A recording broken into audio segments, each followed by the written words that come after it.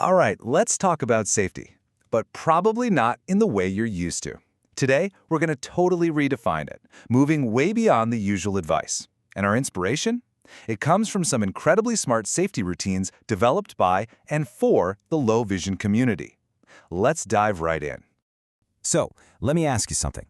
What's the #1 rule for staying safe? I mean, really think about it. If you're teaching a kid or even a new coworker how to do something without getting hurt, what's the first thing that pops into your head? For most of us, it's almost a reflex, right? Yep, you guessed it. Just be more careful. We hear it all the time, don't we? Pay attention, focus. It's the default advice for, everything from chopping vegetables to driving your car. And the assumption behind it all is that safety is all about you, your personal vigilance. The thinking goes, if there's an accident, well, someone must not have been paying close enough attention. But, and this is a big but, what if that whole idea is just plain wrong? So let's just call this what it is, the be careful myth. I mean, this idea that safety is all about just trying harder, it's an assumption we almost never stop to question. So, you know what? That's exactly what we're going to do right now. And this really gets to the core of it. What if trying harder is actually the wrong approach? Because think about it. When we tell someone to just be more careful, what are we really asking them to do? We're telling them to ramp up their mental effort, to fight off distractions and human error with nothing but willpower. And honestly, that's exhausting, and it's a super unreliable strategy. The good news is there's a much, much better way. Okay, so what is this better way? Well, instead of fighting against human mistakes, which, let's be real, are going to happen, this new approach is all about fighting the variables. It's about getting rid of the things that make a task tricky and risky in the first place. And here's where it all clicks into place. Look at this.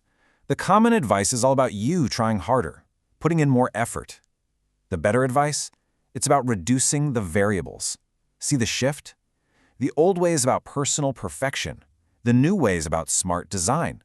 We're not trying to play a broken game better. We're redesigning the whole game to make it easier to win. This whole idea really comes to life with a super simple example: boiling water. The safety of pouring boiling water improves the fastest when you reduce the variables, not when you just try harder. Think about it.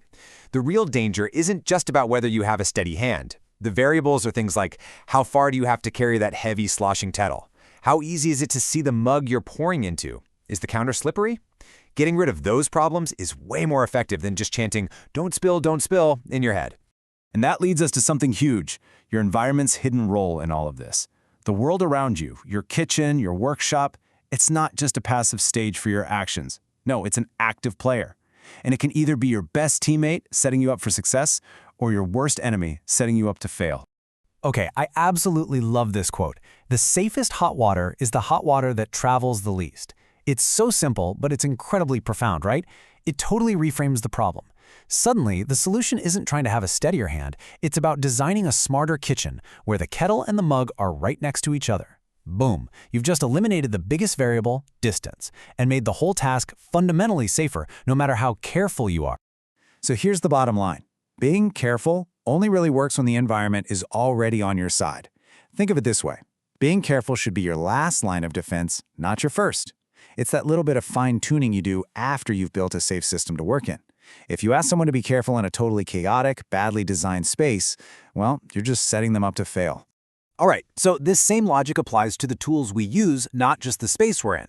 But, and this is a really important little twist, it's not just about having the best, most expensive equipment you can buy. This right here is the key. Good equipment helps, but the real safety upgrade is matching the setup to the person's actual limits. Safety is not a one-size-fits-all deal. A kettle that's great for me might be way too heavy for you. The real magic happens when the tools and the environment are perfectly tailored to the person who's actually using them. That's when you get a system that feels seamless and safe almost without trying. So what does a matched setup actually look like? Let's get really practical. Think about a kettle that whistles. What does that do? It takes away the variable of having to guess or remember if the water's boiling. It just tells you. Or how about a high-contrast mug, say a white mug if you're pouring dark coffee? Suddenly you can easily see the liquid level. No more guesswork.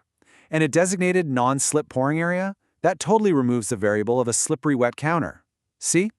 None of these things require you to try harder or be more careful. They just make safety the default easy choice. Okay, so we've been talking about kitchens and boiling water, and these lessons come from the amazing world of low-vision safety design. But I'm sure you can already see where this is headed. This principle is absolutely universal. It's about safety by design for everyone. Yeah, this isn't just about a kitchen. This is a huge, universal lesson in smart, empathetic design. We're talking about designing roads with protected bike lanes instead of just posting a share the road sign and hoping for the best. It's about software that asks, are you sure you want to delete this, instead of just assuming users won't click the wrong button? It is a fundamental, massive shift from blaming the person to improving the system. And really, that's the big idea I want to leave you with today. Where else can we stop just asking people to be careful and start, actually building a safer world? I mean, look around, at your job, in your home, in your city. Where are we still relying on people to just try harder, when we could be redesigning the whole system to make safety the easy, obvious, and effortless choice for everyone? It's a really powerful question, and finding the answers, well, that could change everything.